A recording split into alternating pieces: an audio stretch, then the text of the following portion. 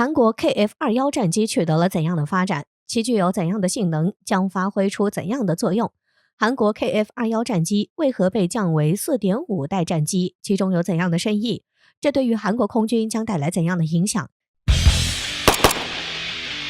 近年来，随着世界科技的发展，这使各国加快了对本国战机的发展，因此，这在一定程度上加快了世界战机的发展，使世界战机的发展跨上一个新的台阶。这对于世界战机的发展也有较大的促进意义。在世界战机发展的第一方针中，中美俄可以说是绝对处于领先地位，因为这三国都研制出了最新的5代机，这也引领全球战机的潮流。这对于各国空中战力的提升也有较为重要的促进意义。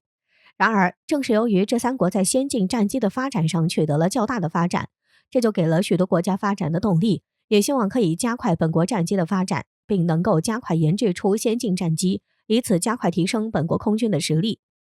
这对于这些国家来说也是较大的发展动力。这不，近日有消息称，有韩国民众在四川机场附近拍摄到韩国宇航所研制的 KF-21猎鹰战斗机正在地面测试，这也是新研制的战机必须要经历的试滑。不久后 KAI 将会有更多关于 KF-21猎鹰战斗机的说明。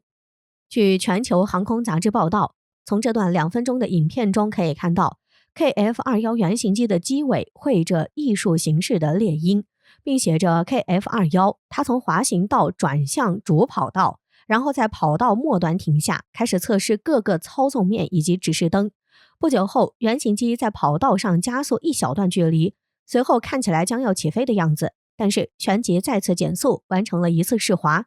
对此，有分析人士指出，通过这段拍摄的影片，利用谷歌地图对附近地貌的检查，这架原型机应该是从 KAI 公司四川装备厂出来，然后直接滑向四川机场进行测试。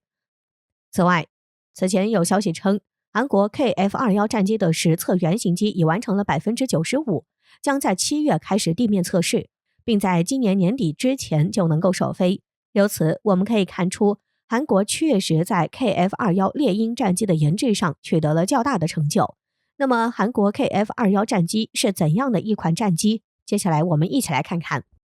关于韩国 KF-21战机，据悉，其是韩国迄今为止最雄心勃勃的航太计划，是 KAI 在完成 T-50 FA-50 超音速教练轻型战机后，下一个军事航太项目。之所以要加强对其的研制，主要也是由于韩国有很大的需求。目前，韩国的麦道 F4 幽灵2式战机和诺斯罗普 F5E 虎2式战机都已服役超过50年，所以这就是韩国想要用 KF-21战机来同时取代这两种战机，以此完成对韩国空军的更新换代。此外，据悉，韩国 KF-21战斗机是韩国空军研发的战斗机。KF-21以韩国空军的象征猎鹰命名，最大平飞速度预计可达 1.83 马赫，并可搭载 7.7 吨武装，使用的有源相控阵雷达和红外搜索与追踪探头等系统。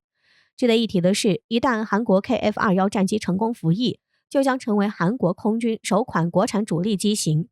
这对于韩国空军来说有着较为重要的军事战略意义。值得注意的是，我们认真仔细看韩国的 KF-21战机，就会发现其外形很像小1号的 F-22战机，并采用了2具通用动力 F414 GE400 中型涡轮扇引擎为动力。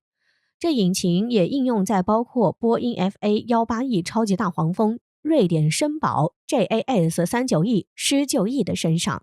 有中推力引擎之王的美誉，在中型涡轮发动机中有着较高的地位，也将发挥出巨大的威力。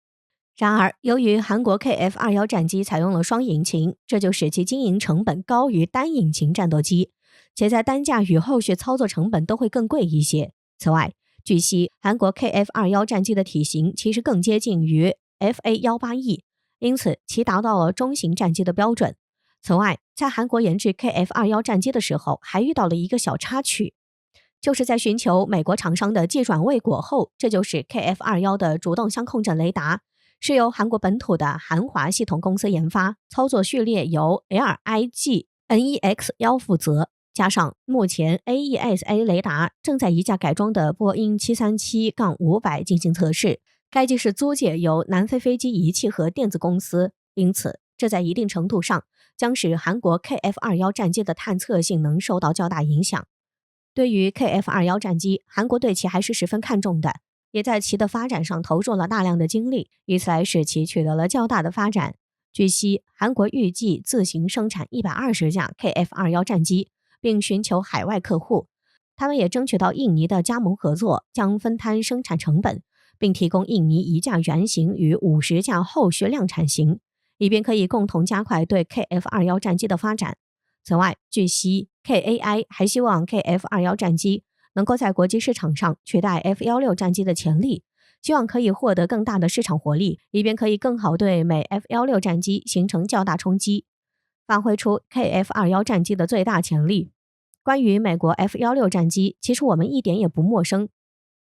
在上世纪70年代，美国就研制出了 F-16战机，共量产了近4600架之多，在多场战争中发挥出了重大作用。由于其性能优越，受到了世界上大多数国家的认可，是一款优质的多用途战机。值得一提的是，以色列作为美国在中东地区的忠实盟友，在美国 F-16战机出来没多久，很快就大量列装了 F-16战机，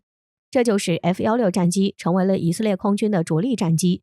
据悉，在此前的贝卡谷战争、巴比伦空袭行动中，以色列空军列装的 F-16战机展现出了强大的战斗力和丰富的功能，这就使 F-16战机一战成名，在世界范围内受到了广泛欢迎，因此吸引了许多国家向美国进行购买，使其成为美国出口最多的战机。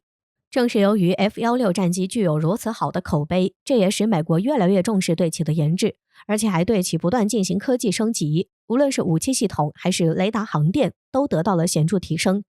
这就使美国 F-16战机的作战能力得到了进一步增强。在经过多次升级后，美国 F-16战机也从3代战机升级到了3代半战机，性能得到了进一步完善，也将发挥出更强大的战斗力。因此，由于 F-16战机在美国空军中发挥出了如此重要的作用，这就使美国对其十分的重视。在看到韩国有想要超过美 F-16战机的时候，美国洛马显然也看到了这一点，因此就在 KAI 提出希望延续 T-50的合作经验，继续达成合作的时候，就遭到了美国洛马的拒绝。随着美国洛马拒绝了韩国 KAI 的合作后，其就不向韩国提供重要技术，其中还包括5代机飞控、航电、雷达等25项技术的转移。这就使韩国不得不将 KF-21战机从原先设定的5代机降级为 4.5 代机，因此受到了较大的限制。现如今，随着韩国在 KF-21战机的发展上取得了较大的成就，